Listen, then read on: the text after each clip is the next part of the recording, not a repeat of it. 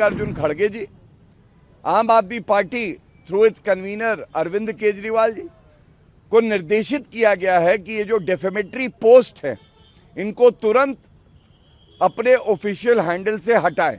जो ओछी घटिया हल्की राजनीति कांग्रेस पार्टी और आम आदमी पार्टी और विपक्षी दल कर रहे थे, उनको ये करारा तमाचा है और झूठ की हार हुई है और सत्य की जीत हुई है।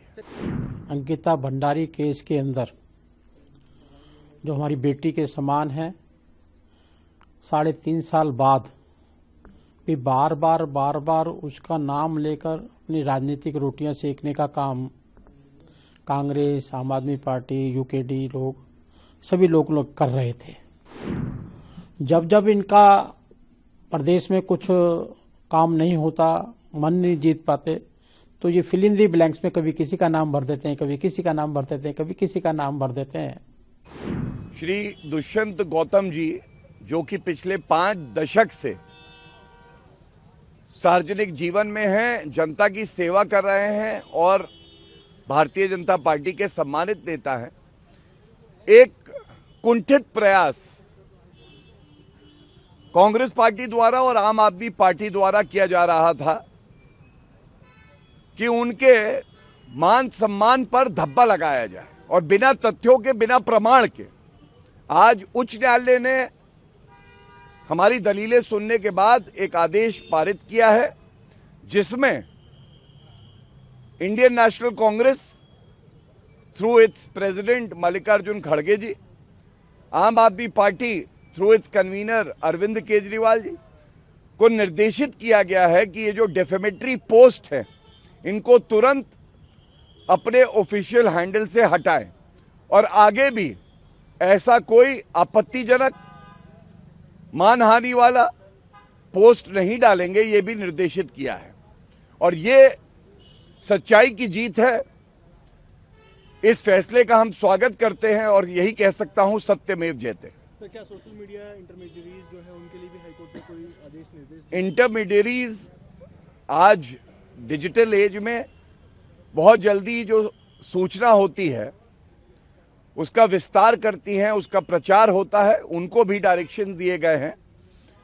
जो पोस्ट इंगित की गई थी, जो डेफेमेटरी थी, उनको हटाएगा और ये एक बहुत बड़ी जीत है, सच्चाई की जीत है। और ये दिखाता है कि जो ओछी घटिया हल्की राजनीति कांग्रेस पार्टी और आम आदमी पार्टी और विपक्षी दल कर रहे थे, उनको ये करारा तमाचा है और झूठ की हार हुई है और सत्य की जीत हुई है। अपनी अपील की थी। बहुत दुर्भाग्यपूर्ण है कि अंकिता भंडारी केस के अंदर जो हमारी बेटी के समान है, 3.5 साल बाद भी बार बार उसका नाम लेकर अपनी राजनीतिक रोटियां सेकने का काम कांग्रेस, आम आदमी पार्टी, यूकेडी लोग सभी लोग कर रहे थे। हमारा 50 वर्ष का राजनीतिक सामाजिक जीवन के अंदर हमने अपने नैतिक मूल्यों को कायम रखते हुए समर्पण भाव से पार्टी की मर्यादाओं, उनके मार्गदर्शन के अंदर हम लगातार सेवा भाव से कार्य करते रहे। लेकिन 3.5 साल न्यायपालिका भी और सभी लोग सबसे कहते रहे कि आप दस्तावेज पेश करो कि कौन है वीआईपीज का आप मनगढ़ंत नाम ले रहे हैं। लेकिन इन राजनीतिक दलों के द्वारा अब हमारी मान हानि की गई, हमारे सम्मान को तोड़ा गया, इसने हमारे दिल पर बहुत ठेस पहुंचाई है। और बार बार अंकिता भंडारी केस, वीआईपी, जब इनका प्रदेश में कुछ काम नहीं होता, मन नहीं जीत पाते, तो ये फिल इन दी ब्लैंक्स में कभी किसी का नाम भर देते हैं, कभी किसी का नाम भर देते हैं, कभी किसी का नाम भर देते हैं। और हमारा नाम आज इन्होंने डालकर जिस प्रकार से प्रचार प्रसार किया गया है, मैं कोर्ट में गया हूं, कोर्ट ने उसको स्वीकार कर लिया है, इनको आदेश नोटिस जारी कर दिया गया है।